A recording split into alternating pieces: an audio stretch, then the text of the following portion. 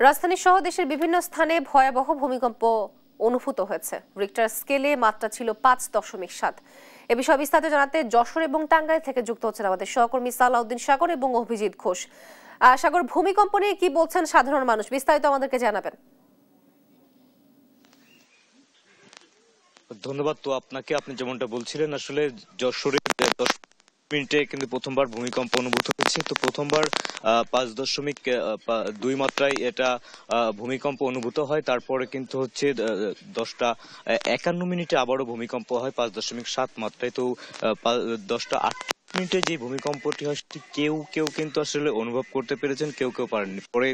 এরপরে যখন ভূমিকম্প হয় তখন কিন্তু সেটা অনেকেই অনুভব করতে পেরেছেন। আমরা যেমনটা জানতে পেরেছি যে অনেকের যাদের ঘর বাড়িতে একটু নড়বড়ে ছিল তাদেরটা ভেঙে যাচ্ছে, এরকম একটা অবস্থার সৃষ্টি হয়েছিল। তো আমি প্রথমে একটু আপনার কাছে আসতে চাই, একটু জানাবেন যে আসলে ভূমিকম্পের সময় কি পরিস্থিতি সৃষ্টি হয়েছে। আমি চেয়ারে বসে কাজ করছিলাম, এবার চেয়ারটা নড়ে উঠলো। আমি সে চিন্তা করলাম, আমি চেয়ারের দিকে তাকাচ্ছি, বিষয় কি। তারপরে বুঝলাম যে ভূমিকম্প আছে 30 মিনিটের দিকে। প্রথমবারটাই আমি টের পাইছি, টের পাইনি। আমি রুমের ঘরের মধ্যে সুপার বলে বসে আছি। প্রথমে দেখি যে ঘরটা হালকা, আমি আমার বাইরে মেরে তাকাই, দেখলাম যে বাতাসে না আমার চোখের দাদা। এরপরে খানিক পরে যে দেখি কাঁপুনিটা আরো জোর বেড়ে গেল। তখন আমি ভয়তে সুপার তুইটে বাইরের দিকে দৌড় মারলাম, যে মনে হয় তাহলে ভূমিকম্পই হচ্ছে, যে বাইরে দিয়ে দাঁড়ালাম। এখন তো নিশ্চিত হয়েছে, এখন নিশ্চিত হলো যে ভূমিকম্প হয়েছে। ভূমিকম্পটা খুব ভয়ানক ভাবেই ছিল। দর্শক, ভূমিকম্প নিয়ে আরো বিস্তারিত জানাতে আমাদের সাথে টাঙ্গাইল থেকে যুক্ত হচ্ছেন আমাদের সহকর্মী অভিজিৎ ঘোষ। অভিজিৎ, ভূমিকম্প নিয়ে কি বলছেন সাধারণ মানুষ? জি, তো এই টাঙ্গাইলে যে 5.2 যে ভূমিকম্প অনুভূত হয়েছে, যে কারণে যারা বহুতল ভবনে ছিলেন তারা দেখেছেন এবং প্রত্যক্ষভাবে তাদের স্মরণীয় থাকবে এই ভূমিকম্প। যে পরিমাণে ঝাঁকুনি এবং মানুষজন তখনই রাস্তায় নেমে এসেছে। এবং আপনি জানেন যে টাঙ্গাইলে 2টি বৃহৎ স্থাপনা রয়েছে, একটি হচ্ছে যমুনা সেতু এবং আরেকটি হচ্ছে যমুনা রেলওয়ে সেতু।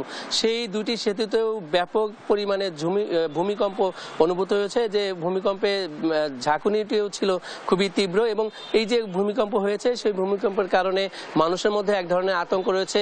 এবং টাঙ্গাইল সহ যে অন্যান্য উপজেলার শহরগুলোতে যেভাবে বহুতল ভবন গড়ে উঠেছে, অনেক ভবনই নিয়ম বহির্ভূতভাবে গড়ে উঠেছে এবং সেই ভবনগুলো এখন ঝুঁকিতে তৈরি হয়েছে। এবং যদি 6 মাত্রার ভূমিকম্প হয় সেই টাঙ্গাইলে কিন্তু ব্যাপক ধরনের ক্ষয়ক্ষতির আশঙ্কা রয়েছে। এবং আমরা কথা বলবো, এই যখন ভূমিকম্প হয়েছে তখন তিনি ব্যবসায় কাজ করছেন, কি অনুভূতি হয়েছে, কেমন হয়েছে?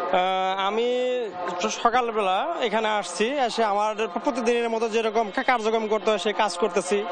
ফুটে কম্পন হচ্ছে, আমি ভাবলাম যে হয়তো রাস্তার ধারে আমার রুমটা, এই জন্য হয়তো কোনো কিছু হচ্ছে। পরে ভালো করে তাকিয়ে দেখি যে না, কোনো গাড়ি নেই। তখন যে ঝাঁকুনি আস্তে আস্তে বেশি, তখন আমি দৌড় দিছি আর কি। দৌড় দিয়ে পরে বুঝতে পারলাম যে ভূমিকম্প হচ্ছে আর কি। একটু ভয় লাগছে আর কি, কিন্তু ওই ভবনটা নতুন, এই জন্য এই ভবনে কোনো ক্ষয়ক্ষতি হয়নি, এই আর কি আমার কথা। এই যে ভূমিকম্প কেমন অনুভূত হয়েছে? আমি রাস্তায় দাঁড়াছিলাম, দেখি তখন আমার শরীরে একটা ঝাঁকি লাগলো। পরে আমি চিন্তা করলাম হয়তো বা শারীরিক সমস্যার কারণে হয়তো বা ঝাঁকি লাগছে।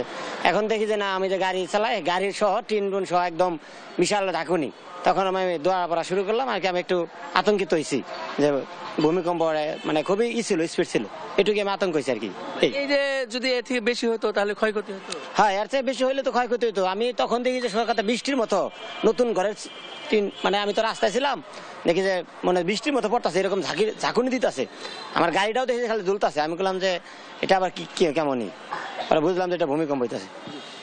তারা বলছিলেন যে এই যে ভূমিকম্প হয়েছে, সেই ভূমিকম্পের যে ঝাঁকুনি এবং যে গতি ছিল তাতে তাদের যে আতঙ্ক তৈরি হয়েছে, যদি এর থেকে বেশি ভূমিকম্প অনুভূত হয় সেই ক্ষেত্রে বড় ধরনের দুর্ঘটনা হতে পারে। এবং আপনারা জানেন যে মধুপুর যে গড়াঞ্চল রয়েছে সেখানেও কিন্তু একটি ভূমিকম্প জোন এলাকা হিসেবে একটি জানা গিয়েছে এবং সেখান থেকেই বড় ধরনের ভূমিকম্প হতে পারে এমনটি বিশেষজ্ঞরা বলছেন। এবং যে মধুপুর গড় থেকে যদি এই ভূমিকম্প এর থেকে বেশি মাত্রায় ভূমিকম্প অনুভূত হয়, সেটি সেটি কিন্তু ঢাকায় গিয়ে এটি প্রভাব ফেলবে এবং যে প্রভাবটিতে পুরো ঢাকাতেই এক ধরনের ধ্বংসস্তূপে পরিণত হবে এমনটি বলছেন যারা মানুষ রয়েছেন। এবং এই যে ভূমিকম্প অনুভূত হয়েছে, এই যে রেল সেতু এবং যমুনা সেতু, সেখানেও কোনো ধরনের ফাটল বা ক্র্যাক হয়েছে কিনা এখন পর্যন্ত আমরা জানতে পারি। যদিও বেশি পরিমাণে ঝাঁকুনি হয়েছে এবং ভূমিকম্প অনুভূত হয়েছে, সেই কারণে বলা যেতে পারে এই প্রতিষ্ঠান দুটি ঝুঁকিতে রয়েছে। এই ছিল টাঙ্গাইল থেকে ভূমিকম্প নিয়ে আমার কাছে সর্বশেষ।